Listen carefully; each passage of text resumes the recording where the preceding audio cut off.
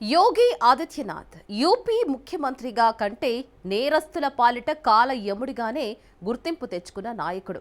Criminals, గ్యాంగ్స్టర్లను encounter చేయడం, వారి ఆస్తుల్ని బుల్డోజ్ చేయడం వంటి చర్యలు యోగిని పొలిటీషియన్లలో టాప్లు నిలబెట్టాయి. ఇప్పుడు యోగి వాటన్నిటికీ మించిన ఆపరేషన్ను స్టార్ట్ చేశారు. యూపీలో ఉన్న పాకిస్తానీల ఏరివేతే ఈ మిషన్ టార్గెట్.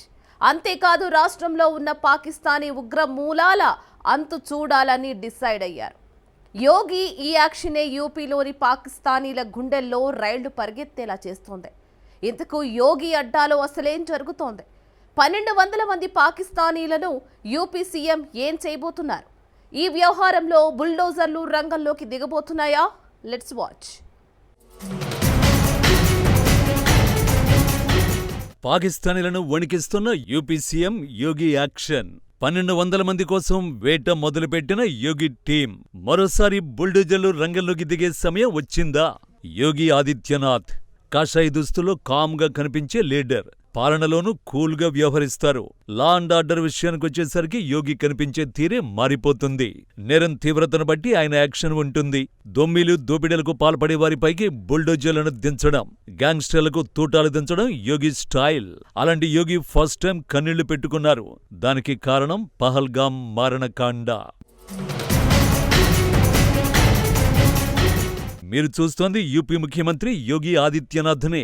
క్రిమినల్స్ పై బుల్డోజర్లు, గ్యాంగ్స్టర్ల గుండెల్లో బుల్లెట్లు దించిన ఆ యోగినే. బహుశా యోగిని ఇలా చూడాల్సి వస్తుందని ఎవరూ ఊహించి ఉండరు. మరి ఈ పరిస్థితి ఎందుకొచ్చింది? పహల్గాం ఉగ్రదాడిలో ఉగ్రవాదుల తూటాలకు బలైపోయిన 26 మందిలో యూపీలోని కాన్పూర్ వాసి శుభం ద్వివేది ఒకరు. భార్యతో కలిసి శుభం విహారయాత్రకు పహల్గాంకు వెళ్లి ఉగ్ర తూటాలకు బలయ్యారు. శుభంకు 2 నెలల క్రితమే వివాహం జరిగింది. వివాహం జరిగి భవిష్యత్తుపై ఎన్నో కలలు కన్న శుభం పాకిస్తాన్ ముష్కరుల కాల్పుల్లో ప్రాణాలు కోల్పోవడం ప్రతి ఒక్కరిని కలిచివేసింది. ఉగ్రముఖల దాడిలో అమరుడైన శుభం ద్వివేది కుటుంబాన్ని పరామర్శించేందుకు యూపీ సీఎం వెళ్లారు. సీఎంను చూడగానే శుభం భార్య ఐష్నయ కన్నీరు మున్నీరుగా విలపించారు. శుభం తండ్రిని ముఖ్యమంత్రి ఓదార్చారు. తప్పకుండా న్యాయం చేస్తామని హామీ ఇచ్చారు. శుభం ఇంటికి ముఖ్యమంత్రి యోగి వెళ్లగానే అక్కడ ఒక ఉద్వేగభరితమైన వాతావరణం నెలకొంది. సీఎంను చూడగానే శుభం కుటుంబ సభ్యులు కంటతడి పెట్టుకున్నారు. ఈ సందర్భంగా శుభం భార్య చెప్పిన మాటలతో ముఖ్యమంత్రి యోగి కూడా చెలించిపోయారు. ఉగ్రముఖల దాడిలో నా భర్త మరణించాడు సార్, మేము ప్రతీకారం తీర్చుకోవాలని అనుకుంటున్నామంటూ కన్నీరు పెట్టుకుంటూ ఐష్ణయ్య చెప్పిన మాటలతో యూపీ సీఎం కూడా తనను తాను నియంత్రించుకోలేకపోయారు. అన్ని విధాలా ఆదుకుంటామని, తప్పకుండా న్యాయం చేస్తామని హామీ ఇచ్చారు.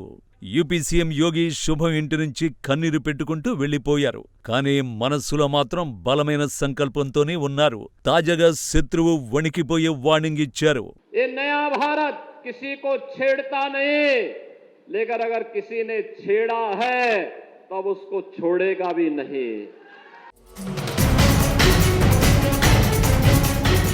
ఇది నయా భారత్ ఎవరిని రెచ్చగొట్టదు. కానీ ఎవరైనా రెచ్చగొట్టడానికి ధైర్యం చేస్తే మాత్రం వారిని విడిచిపెట్టే ప్రసక్తే లేదు. ఇది యోగి ఆదిత్యనాథ్ మాస్ వార్నింగ్. ఈ వార్నింగ్ వెనుక చాలా పెద్ద కథే ఉంది. అదేంటో తెలియాలంటే యోగి చెప్పిన మరో మాట కూడా వినాలి. उत्तर प्रदेश के अंदर प्रधानमंत्री मोदी जी के मार्गदर्शन में हम लोगों ने उत्तर प्रदेश को माफिया मुक्त किया, अराजकता से, दंगों से मुक्त किया, विकास की प्रक्रिया में तेजी के साथ उभरते हुए एक राज्य के रूप में उत्तर प्रदेश को स्थापित करते हुए देश की अग्रणी अर्थव्यवस्था के रूप में ला करके खड़ा कर दिया है. మన సమాజంలో ఉగ్రవాదం లేదా అరాచకత్వానికి చోటు ఉండకూడదు అన్నారు యోగి. ఈ ప్రకటన వెనుక మరో లక్ష్యం కూడా ఉంది. పహల్గాం ఘటన తర్వాత దేశంలో ఉన్న పాకిస్తాన్ పౌరుల్ని వారి స్వదేశానికి వెళ్లిపోవాలని కేంద్ర హోంమంత్రిత్వ శాఖ ఆదేశించింది. ఏప్రిల్ 29 వరకు డెడ్ లైన్ విధించారు అమిత్ షా. అంతేకాదు అన్ని రాష్ట్రాల సీఎంలకు ఫోన్లు చేసి మరీ పాకిస్తాన్ పౌరుల్ని వెనక్కి పంపించాలని ఆదేశాలు జారీ చేశారు. అక్రమంగా ఇండియాలో ఉంటే మాత్రం చర్యలు దారుణంగా ఉంటాయని హెచ్చరించారు. ఆ phone call CM Yogi Adityanath కూడా వచ్చింది. ఎందుకంటే యూపీలో 1000 నుంచి 1200 మంది పాకిస్తానీలు ఉన్నట్టు అంచనా. వారిలో ఎందరూ సక్రమంగా ఉన్నారో, ఎందరో అక్రమంగా ఉంటున్నారో తెలీదు. ఎప్పుడైతే అమిత్ షా నుంచి ఈ ఫోన్ కాల్ వచ్చిందో యోగి టీం యాక్షన్లోకి దిగిపోయింది. सर्वप्रथम पहलगाम अटैक जो बड़ा दुर्भाग्यपूर्ण था और बहुत ही कायरतापूर्वक था, इसकी निंदा जो है भारत सरकार और उत्तर प्रदेश पुलिस के द्वारा की गई है और इसके साथ साथ जो इसमें इन्होंने काम किया है उसकी धरपकड़ में सभी लोग लगे हुए हैं। इस संबंध में जब ये हुआ तो भारत सरकार द्वारा निर्णय लिया गया है कि जितने शॉर्ट टर्म वीज़ा पे पाकिस्तानी नेशनल हैं, पाक नागरिक हैं, उन सबको वापस 48 घंटे के अंदर करना है। కేంద్ర ప్రభుత్వం నుండి అధికారిక బహిష్కరణ ఉత్తర్వులు రాగానే వారిని బయటకు పంపించేందుకు ఏర్పాట్లు చేస్తున్నట్టుగా సీనియర్ పోలీస్ అధికారులు వెల్లడించారు. రాష్ట్రంలో పాకిస్తానీల్ని గుర్తించే ప్రక్రియ ఇప్పటికే ప్రారంభమైందని అధికారులు తెలిపారు. ఈ ప్రకటనే యూపీలో ఉన్న పాకిస్తానీల గుండెల్లో వణుకు పుట్టిస్తోంది. ఎందుకంటే యోగి మార్క్ యాక్షన్ ఎలా ఉంటుందో పాకిస్తానీలకు బాగా తెలుసు. సుమారు 1200 మందిలో అక్రమంగా యూపీలో ఉన్నట్టు తేలితే ఏం జరుగుతుందో కూడా తెలుసు. అయితే యోగి మొదటి టార్గెట్ మాత్రం పాక్ ఉగ్రముఖలే. ఎందుకంటే యూపీలో గత కొంతకాలంగా పాకిస్తాన్ ఉగ్రముఖల కదలికలు బయటపడుతున్నాయి. ఈ ఏడాది మొదట్లో పాకిస్తాన్ ఐఎస్ఐతో లింకులున్న ఖలిస్తానీ ఉగ్ర సంస్థ బబ్బర్ ఖల్సా ఉగ్రవాదులు 3 యూపీలోనే ఎన్కౌంటర్లో పోయారు. ఆ తర్వాత అయోధ్య రామమందిరాన్ని పేల్చేస్తామని, ప్రయాగ్రాజ్ కుంభమేళలో విధ్వంసం సృష్టిస్తామని, యోగి మోడీని కూడా చంపేస్తామంటూ ఉగ్రవాదుల నుంచి హెచ్చరికలొచ్చాయి. వీటన్నింటి వెనుక పాకిస్తాన్ ఐఎస్ఐ హస్తం ఉందన్న ఆరోపణలు వినిపించాయి.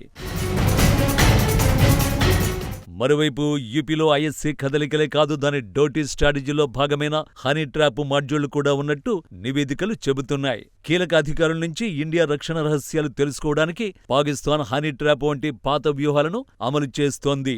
ఈ ఆపరేషన్ పాకిస్తాన్లోని ఫరీద్ కోట్ కేంద్రంగా నడుస్తున్నట్టు తేలింది. మన దేశంలో గుజరాత్, రాజస్థాన్, మధ్యప్రదేశ్, యూపీలో ఐఎస్ఐ అటువంటి హనీ ట్రాప్లను చిన్న స్థాయిలో ఏర్పాటు చేసినట్టు గతంలో వార్తలొచ్చాయి. ఇటీవల ఫిరోజాబాద్, హజ్రత్పూర్లో ఉన్న ఆయుధాల తయారీ ఫ్యాక్టరీలో పనిచేసే రవీంద్ర కుమార్ను కూడా అలాగే ట్రాప్ చేశారు. ఇలాంటి కేసులు యూపీలో చాలా బయటపడ్డాయి. సో పాకిస్తానీల వేటలో భాగంగా ఈ లెక్కలన్నీ బయటకొచ్చే అవకాశం ఉంది. ఈ ఆపరేషన్లో పెద్ద ఎత్తున ఐఎస్ఐ లింకులు బయటపడ్డా ఆశ్చర్యపోవలసిన అవసరం లేదు. ఓవరాల్గా ఒక్కటి మాత్రం నిజం, పహల్గాం మారణకాండకు ప్రతీకారం కోసం 140 కోట్ల మంది భారతీయులు ఎంతగా రగిలిపోతున్నారో యోగి ఆదిత్యనాథ్ కూడా అంతే రగిలిపోతున్నారు. ఇలాంటి సమయంలో కేంద్ర హోంశాఖ ఇచ్చిన పవర్స్ ను పర్ఫెక్ట్ గా ఉపయోగించుకుంటారు అనడంలో ఎలాంటి అతిశయోక్తి లేదు.